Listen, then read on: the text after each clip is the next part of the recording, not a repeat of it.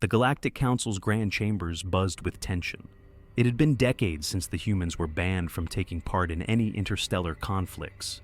But now, the fate of the galaxy was again teetering on the edge of chaos. In the sprawling city of Hraxos Prime, a bustling metropolis built on the capital planet of the Galactic Council, delegates from hundreds of star systems gathered. Among them stood Vortis, a seasoned Draconus diplomat, his scarred reptilian skin gleaming under the chamber's lights.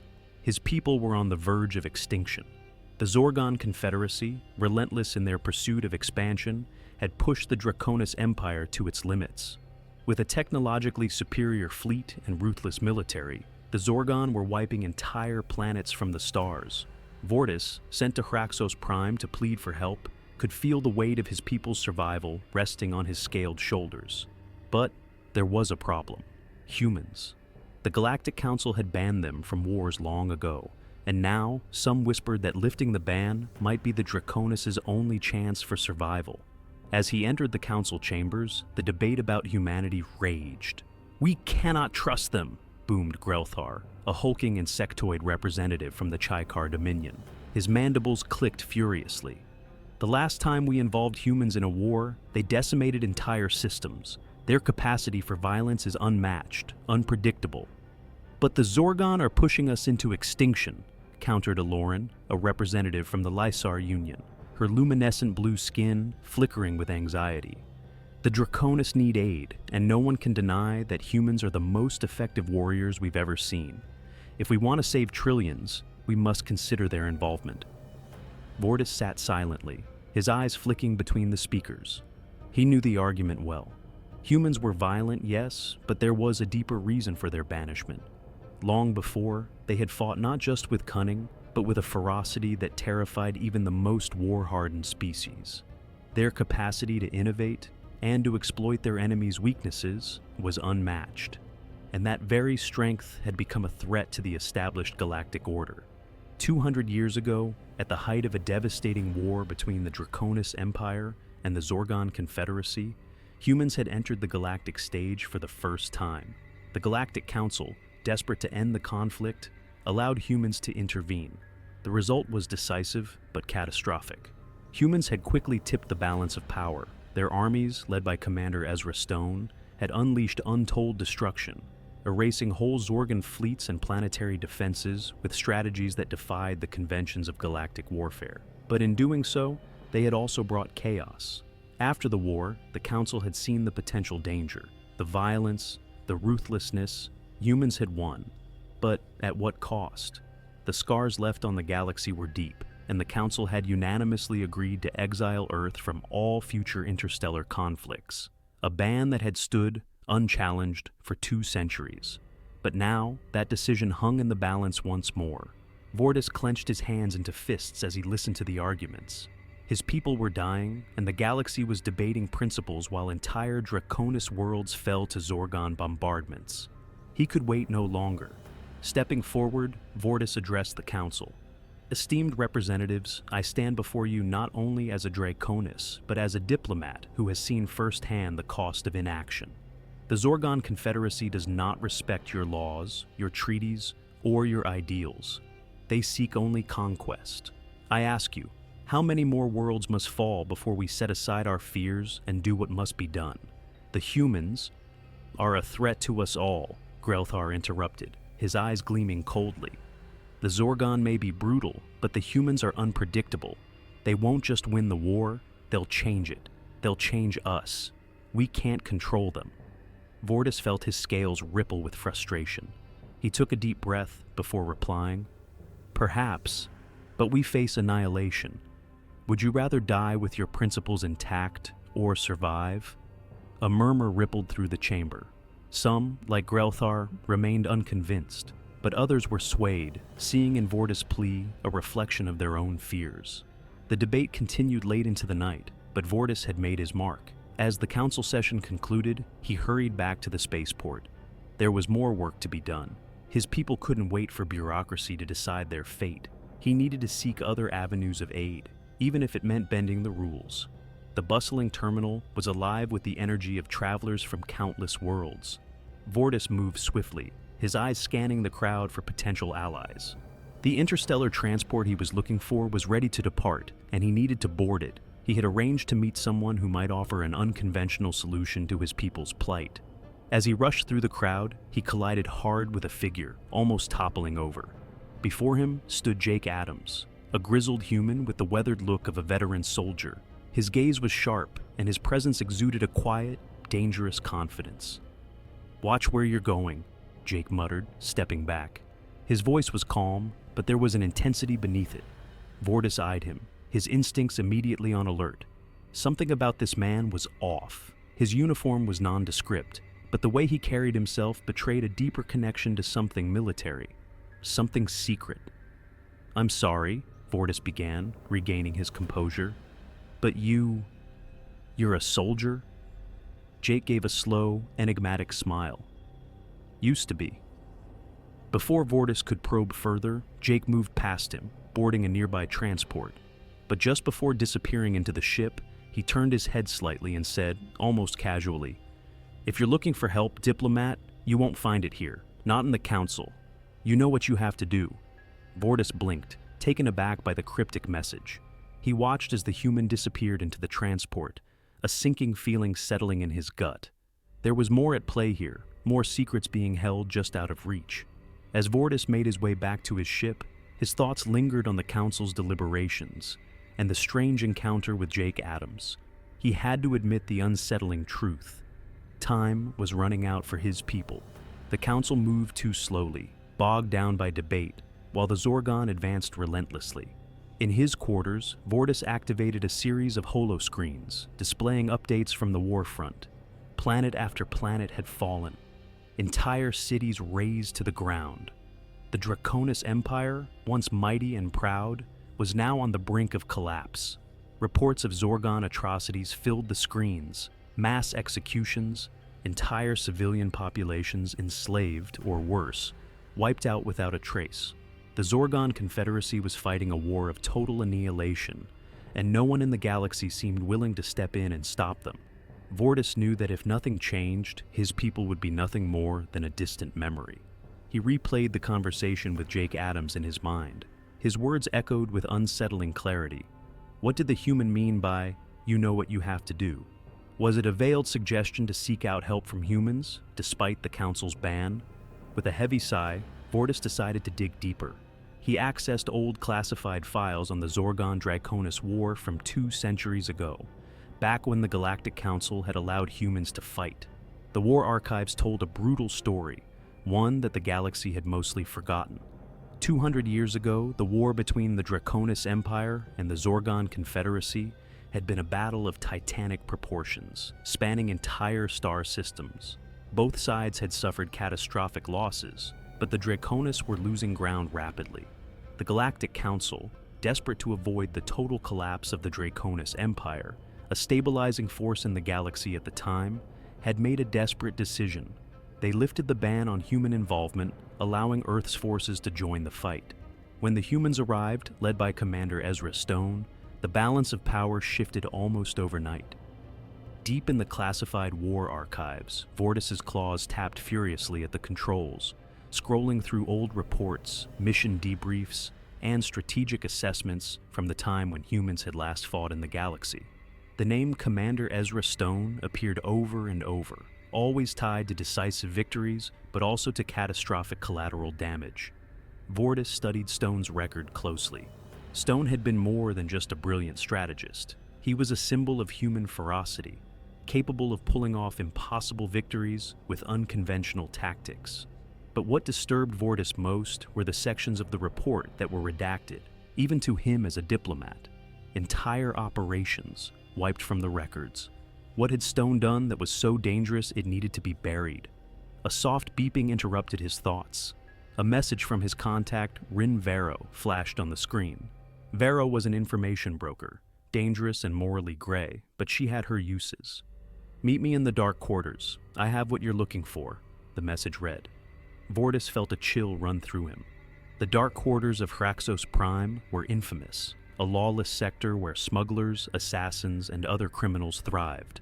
But Vero knew things others didn't, and she had hinted at knowing about the human involvement in the old war. If he was going to find out why the Galactic Council feared humans so much, he had no choice but to meet her. He left his quarters and made his way through the sprawling city, the gleaming towers and bustling sky lanes of the upper levels fading as he descended into the underbelly of Haraxos Prime. The dark quarters were a stark contrast to the pristine grandeur above. Neon lights flickered in the smog-filled streets, and the sound of distant arguments and blaster fire echoed through the narrow alleys. When Vortis arrived at the designated meeting place, a dingy bar hidden within the maze of the district, Vero was already waiting for him. Her sharp features and cybernetic eye gleamed in the dim light. She was human, but far from the idealistic soldiers in the Council's records. Vero was a survivor, someone who thrived in the shadows. "You're late," she said, sipping a strange glowing drink. "But I've got something interesting for you."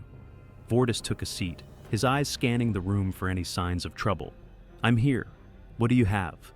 Vero leaned in, her voice low. "The Council isn't telling you everything about the old war.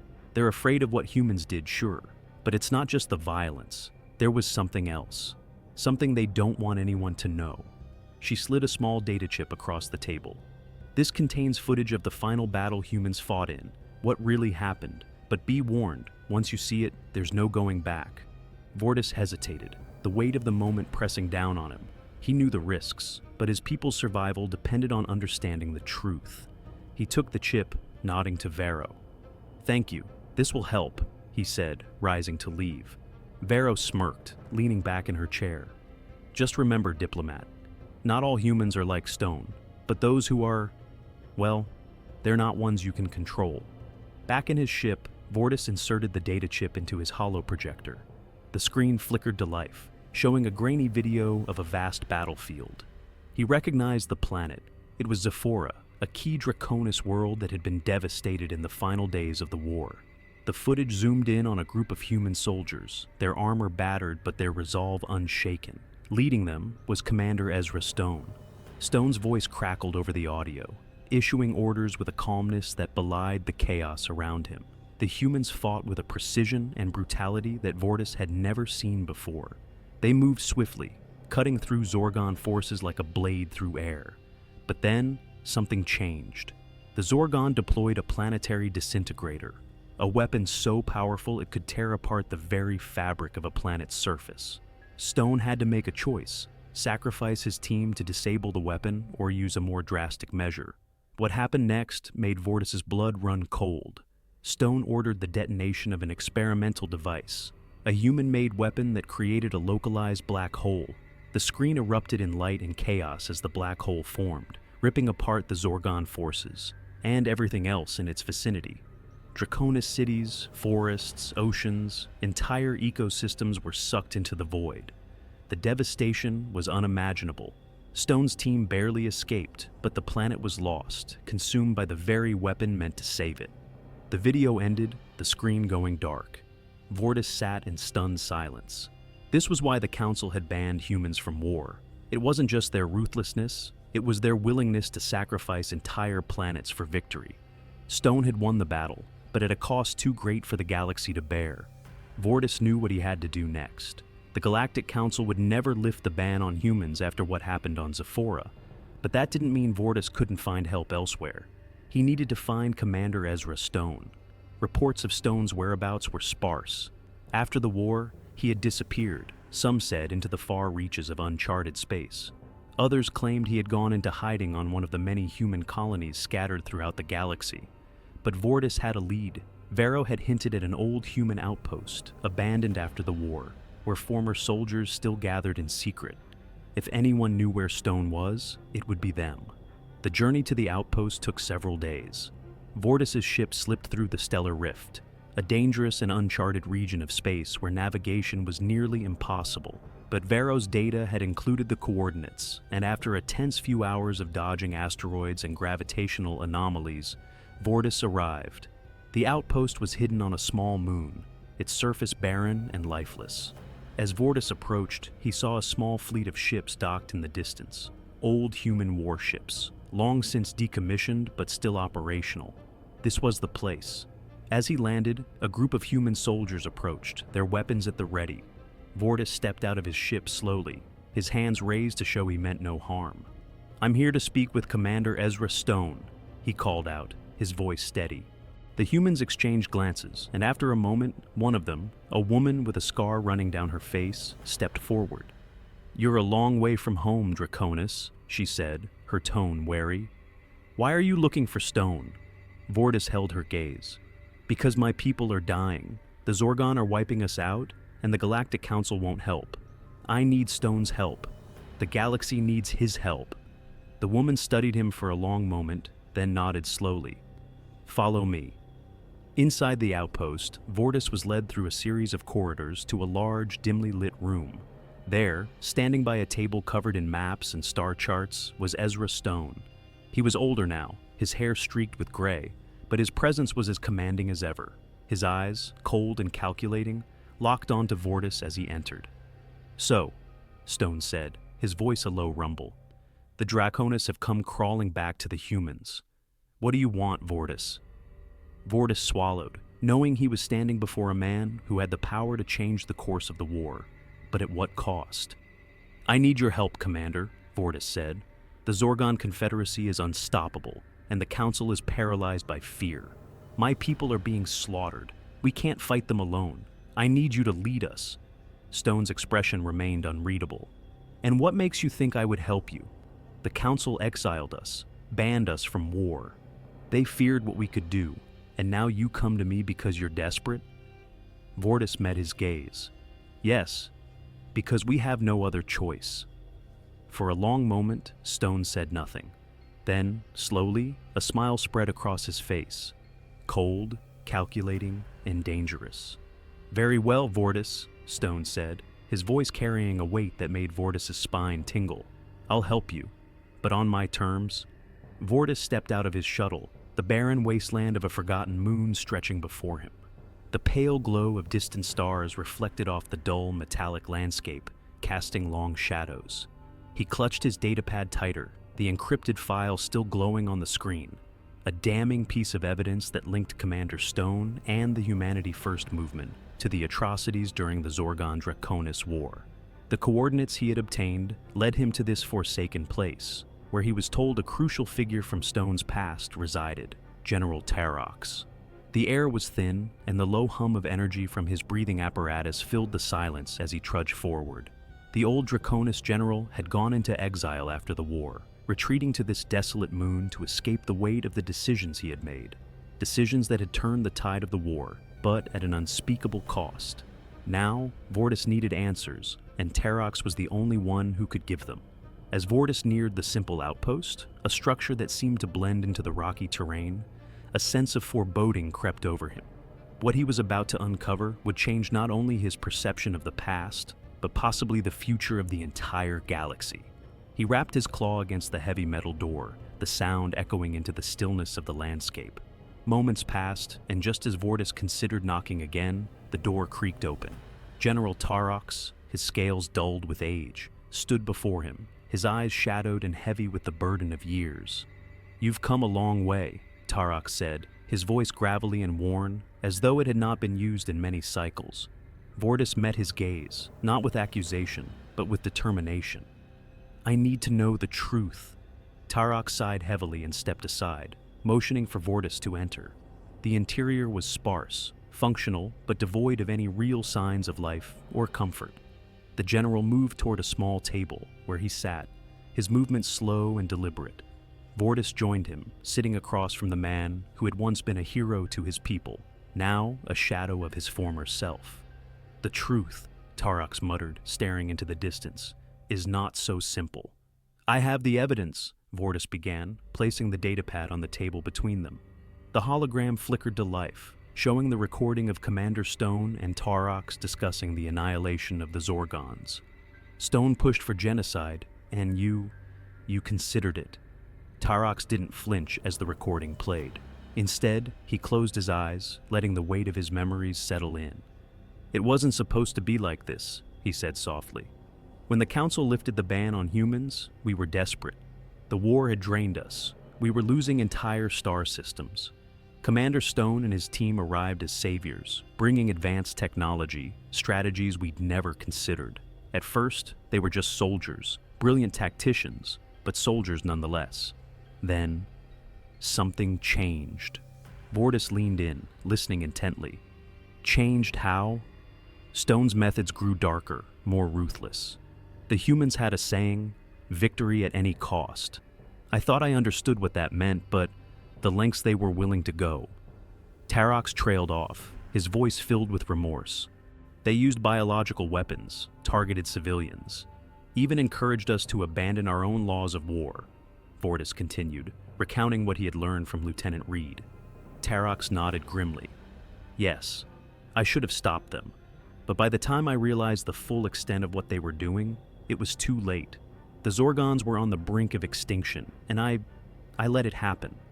I convinced myself that their complete annihilation was the only way to end the war, to protect my people. But that kind of victory, it left a stain on our souls. Vortis sat back, digesting the general's words.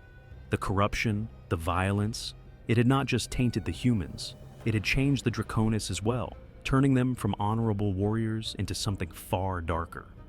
You gave the Council the evidence to ban humans from future conflicts, Vortis said, more a statement than a question. I did, Tarox confirmed. It was the least I could do. Stone and his team disappeared after the war, and Humanity First was never officially acknowledged by Earth's government, but their influence remained. They had started something that I feared would spread. The Council had to act. Banning humans was the only way to prevent another atrocity. Vortis stood, feeling the weight of the galaxy on his shoulders. The war is starting again. The Zoron Confederacy has returned, and this time, the stakes are even higher. Tarox looked up, his old eyes glinting with a flicker of determination. Then, you must make sure history doesn't repeat itself. The humans must not be allowed to intervene again, not until they confront their own darkness. Vortis nodded solemnly. I need to take this to the Council. They must know everything. Back on the Galactic Council's capital world, the chamber buzzed with tension. Representatives from every corner of the galaxy gathered, their voices rising in heated debates over the Zorgon resurgence and the growing threat to the Draconus Empire. The question of lifting the ban on human soldiers was at the forefront, dividing the assembly. Vortis entered the chamber with Jake Adams at his side.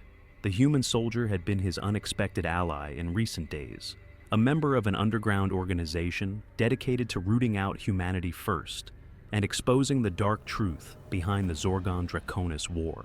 Together, they had gathered irrefutable evidence, but now they had to convince the Council. The High Speaker, a towering figure from the Ankari race, called the session to order. We are here to discuss the possible reintroduction of human forces into this conflict. The galaxy stands on the brink of war. We need to decide if humanity should be trusted once more. Murmurs spread across the room. Some representatives were in favor of human involvement, citing their military prowess, while others vehemently opposed it, remembering the horrors of the past. Vortis stepped forward, his heart pounding in his chest. I have new evidence to present to the Council, he began, his voice firm. Evidence that will explain why humans were banned in the first place and why that ban must remain. The chamber fell silent as Vortis activated his datapad. The holograms played out before the assembly, the secret conversations between Commander Stone and General Tarox, the revelations from Lieutenant Reed, and the full scope of the atrocities committed during the war. Gasps and shocked whispers echoed through the hall. As the final recording ended, Vortis looked up at the stunned faces of the Council. This is what happened during the last war. Humans, or at least certain factions within their ranks, pushed for total annihilation of the Zorgons. They went beyond what any of us could imagine, committing acts of genocide in the name of victory. Jake Adams stepped forward next. And it wasn't just a few rogue soldiers. The Humanity First movement is still out there, hidden in the shadows. They want to see humans dominate the galaxy, no matter the cost. We cannot allow that to happen again. The High Speaker rose, his expression grave. This evidence is troubling, to say the least. The crimes committed cannot be ignored. But the question remains, what do we do now? A long silence followed as the weight of the decision hung over the room. Representatives whispered among themselves, the enormity of the situation sinking in.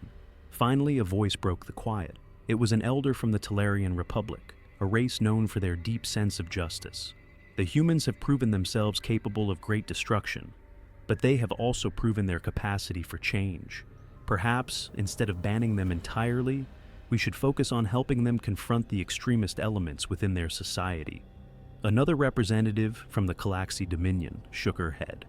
We cannot risk it. If we let them fight again, we could be facing a repeat of the past. We cannot gamble with the lives of trillions.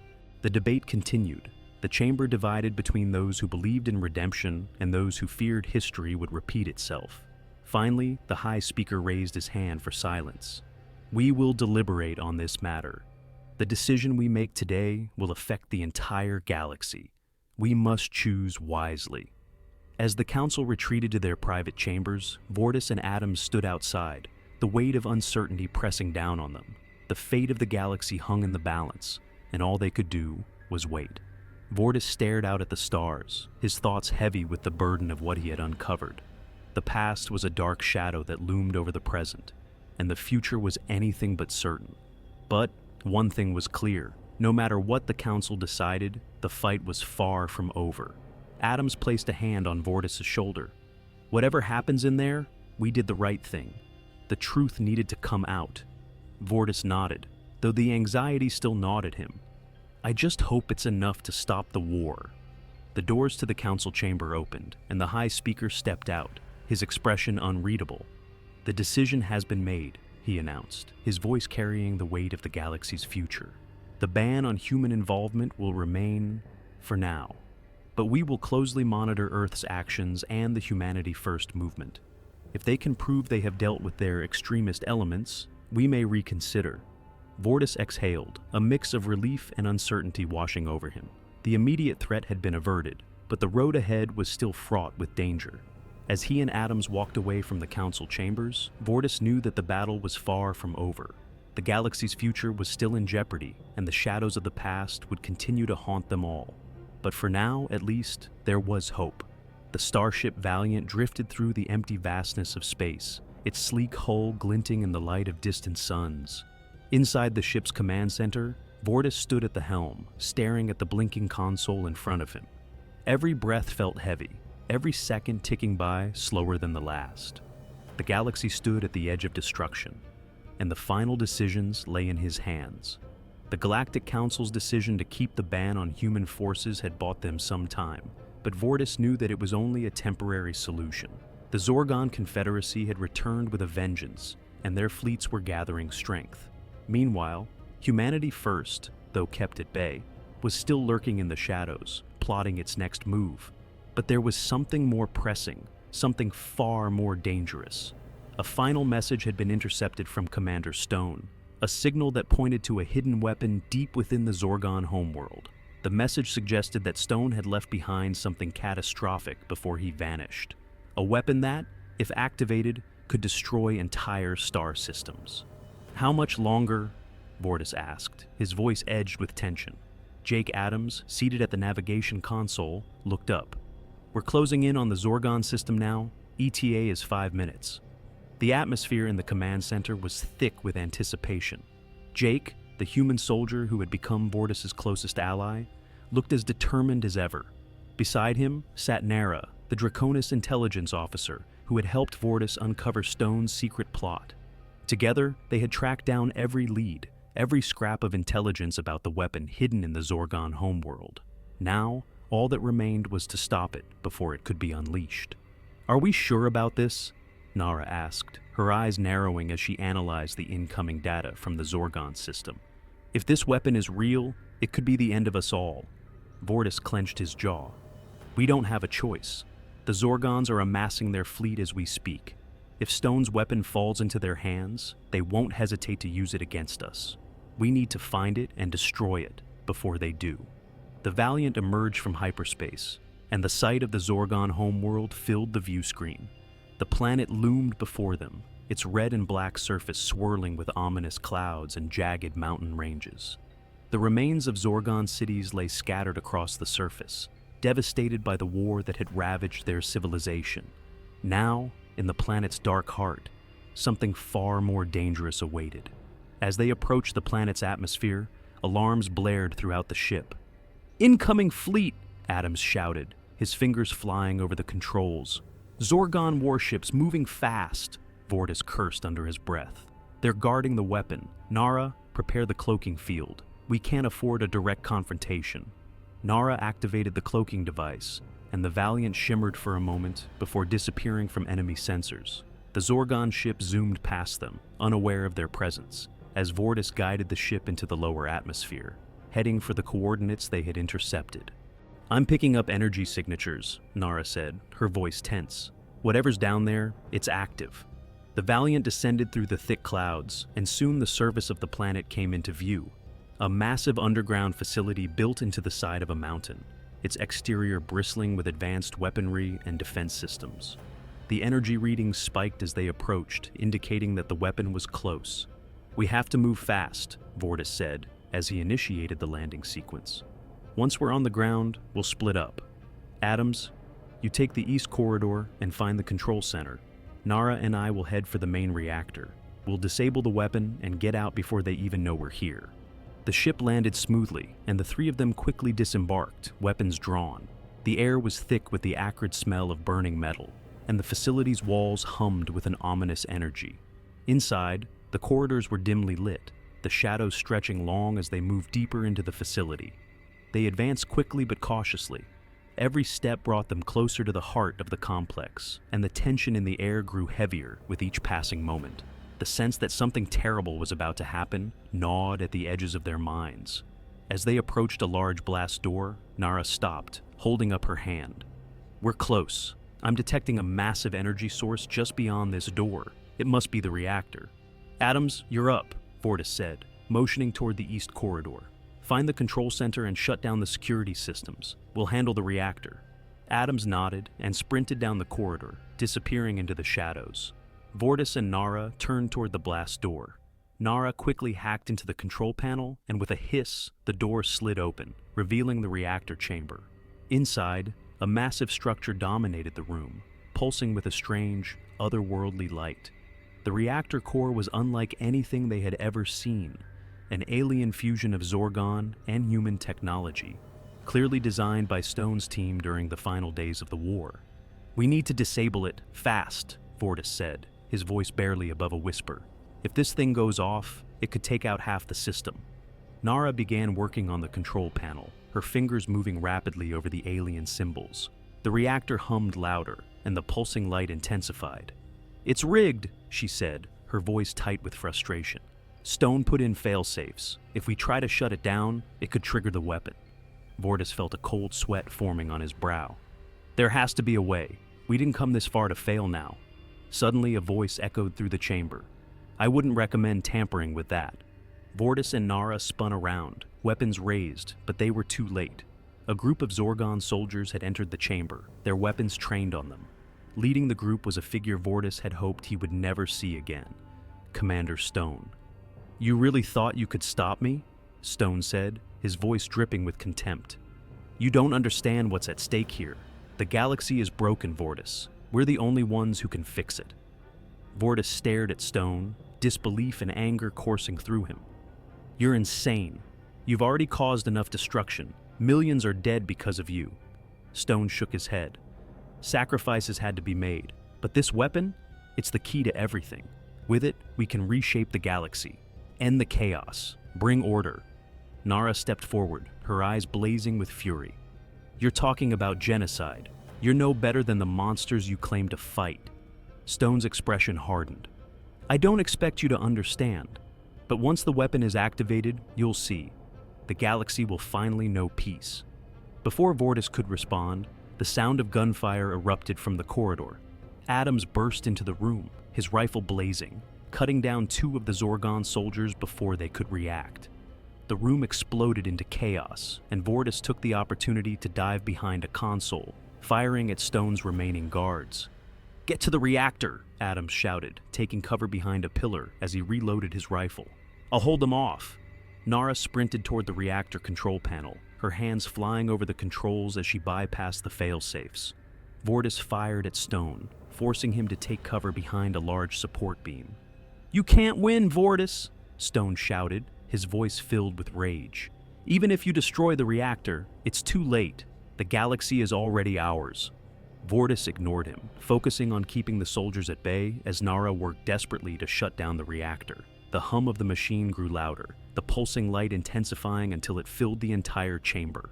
"Almost there!" Nara shouted, sweat pouring down her face as she fought to override the final sequence. Suddenly, Stone lunged from his cover, charging at Vortis with a plasma blade in hand. Vortis barely had time to react, raising his weapon to block the strike. The force of the blow sent him staggering back, and he could feel the heat of the blade as it sizzled against his armor. "You're a fool!" Stone snarled, swinging the blade again. "You think you can stop me? You're just delaying the inevitable." Vortis gritted his teeth, dodging the strike and countering with a quick jab of his rifle. Stone stumbled back, momentarily off balance, but quickly recovered, his eyes burning with fury. Behind them, Nara let out a triumphant shout. "I've got it! The reactor's shutting down!" The pulsing light dimmed, and the ominous hum of the reactor began to fade. Vortis seized the moment, driving his fist into Stone's gut and sending him crashing to the floor.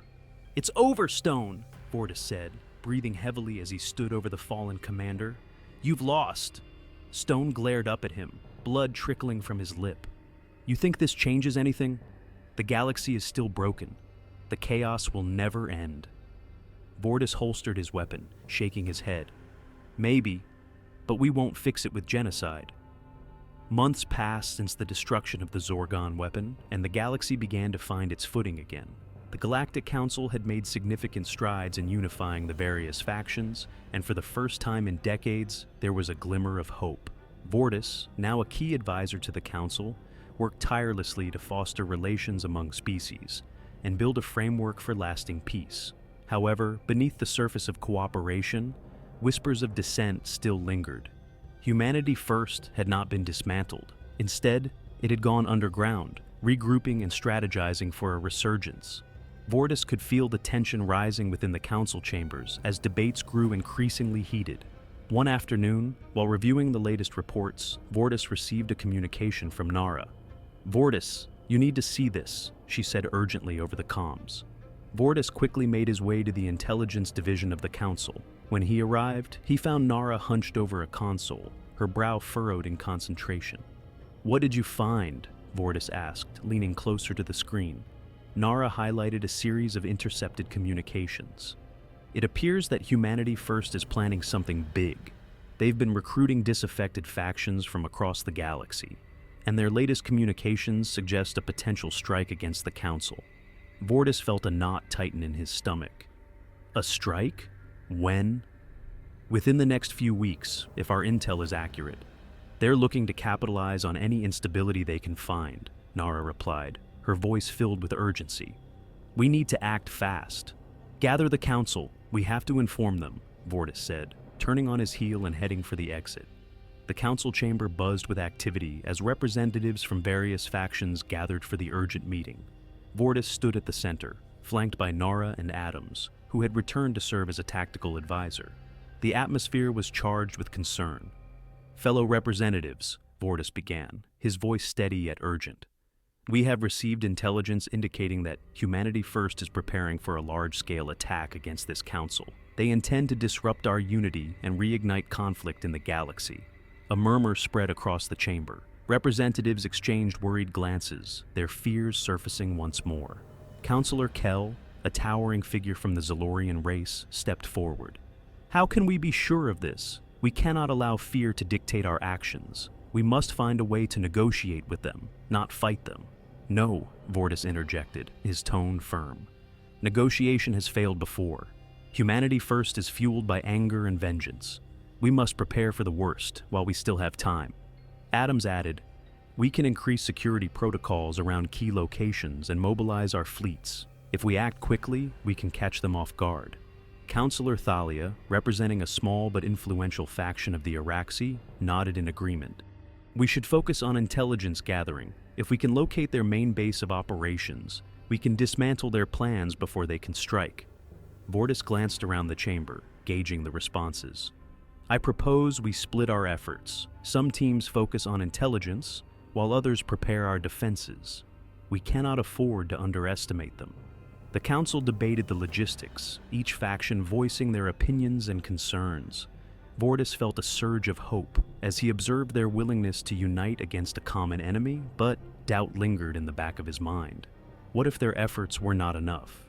In the days that followed, Vortis, Nara, and Adams led a coordinated effort to fortify their defenses and gather intelligence on humanity first. They deployed scouts across the galaxy, seeking any signs of the insurgents' movements. Tensions ran high, and fear of the impending conflict hung in the air. During a late-night briefing, Nara received a significant lead from one of their scouts. We've tracked a series of unusual supply shipments heading to a remote asteroid belt on the edge of the Tarsus system. It could be a staging area for humanity first. Vortis's eyes narrowed. We need to investigate, gather a team, and prepare the Valiant. We'll head there immediately. As they traveled to the Tarsus system, the crew prepared for potential confrontation. Vortis couldn't shake the feeling that they were stepping into a trap, but they needed to confirm the information before taking further action. Upon entering the Tarsus system, the asteroid belt loomed ahead. The ship navigated carefully through the dense field of rock and debris. Vortis peered out at the jagged formations, searching for signs of activity. "There!" Adams exclaimed, pointing toward a cluster of asteroids where faint energy signatures flickered. "Looks like we've found something." They maneuvered the Valiant closer, and as they approached, the sensors picked up a hidden base carved into one of the larger asteroids. Docking bays, cargo holds, and defense turrets were concealed among the rocky outcroppings. "We should go in quietly," Nara suggested. "Let's gather intel before we make our presence known."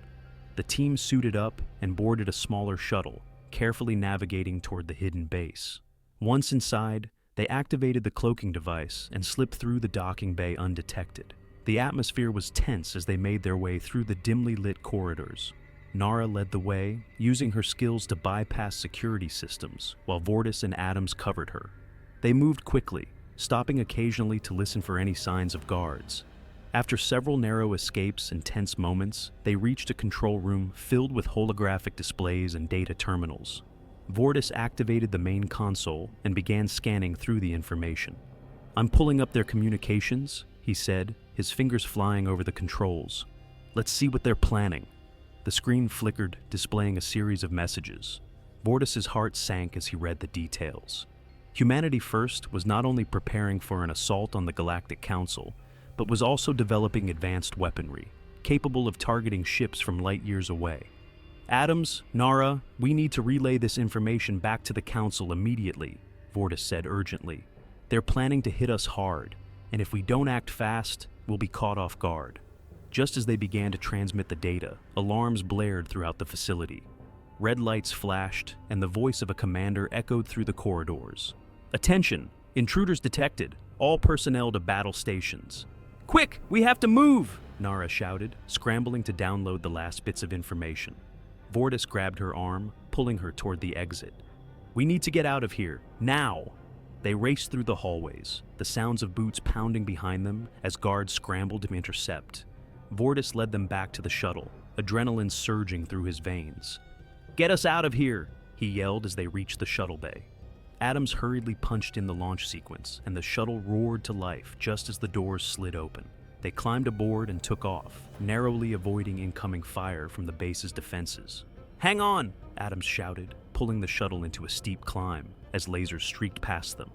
Vortis gripped the control panel, his heart racing as they dodged through the asteroid field. "We need to warn the Council before it's too late." The shuttle shook as they exited the asteroid belt and broke into open space. Adams quickly activated the hyperdrive, and the stars elongated into streaks of light as they jumped into hyperspace. When they emerged from hyperspace near the Galactic Council's central base, Vortis wasted no time in relaying the critical information. "Counselors," he exclaimed, standing before the assembled leaders. "Humanity First is preparing a coordinated attack with advanced weaponry. We must act now if we are to defend ourselves." Gasps echoed around the chamber as the counselors processed the gravity of the situation. "Do we have any intelligence on when they plan to strike?" Counselor Thalia asked, her voice tense. "They're aiming for the next council summit in 2 days," Nara replied, her voice firm. We have no time to waste. We need to fortify our defenses and prepare for an all-out assault. Vortis looked around the room, his heart heavy with the weight of responsibility. We must present a united front. Our best chance of survival is to work together and anticipate their moves. If we can predict where they will strike, we can turn their own plans against them. Counselor Kell nodded in agreement. We will allocate resources and personnel to reinforce our defenses. This time, we will not be caught off guard. In the days leading up to the summit, tensions ran high. Vortis and his team worked tirelessly alongside the Council, fortifying their defenses and strategizing their next moves. The atmosphere was thick with anxiety as the representatives arrived for the summit, knowing that an attack could come at any moment. Vortis felt the weight of the galaxy's fate resting heavily on his shoulders. On the eve of the summit, he gathered with Nara and Adams in the strategy room. "We've done all we can to prepare," Nara said, her voice steady. "We have our best ships on alert, and our defenses are strengthened. Now we wait." Vortis nodded, though his mind raced with possibilities. "We need to remain vigilant. If humanity first attacks, we must be ready to counter their moves." Adams leaned forward, his expression serious. "What's our plan if they breach our defenses? We need to be prepared for that scenario." "We'll mobilize the fleet and direct them to key points," Vortis replied. "We'll use the intelligence we gathered to our advantage." On the day of the summit, the Council convened, each representative taking their seats amid a tense atmosphere. The air crackled with anticipation as Vortis stood at the forefront, ready to address the assembly. Just as he began to speak, alarms blared throughout the chamber. The lights dimmed, and the voice of the commander echoed over the intercom. "Alert! Humanity First ships have breached our outer defenses. Prepare for immediate combat." Panic erupted in the chamber as representatives scrambled for cover. Vortis's heart raced as he signaled for Nara and Adams to follow him. "Stay close!" he shouted as they moved toward the nearest command center. "We have to get to the fleet," Nara urged, her eyes wide with urgency. "If we can rally them, we can turn the tide." They raced through the corridors, the sounds of explosions echoing behind them. As they reached the command center, Vortis took a deep breath, steeling himself for the chaos ahead. "Deploy the fleet," he ordered, his voice ringing with authority. "We need to engage humanity first before they can take full control of the station." Outside, the battle raged on. Ships from both factions clashed in the skies, laser fire illuminating the darkness of space.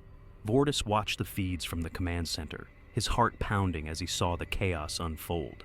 "We've got multiple enemy ships approaching the Council," Adams shouted, pointing to the screen. "They're targeting key structures." "Redirect our ships to intercept them," Vortis commanded. "We can't let them breach the defenses." The command center buzzed with activity as officers relayed orders and Vortis coordinated the efforts.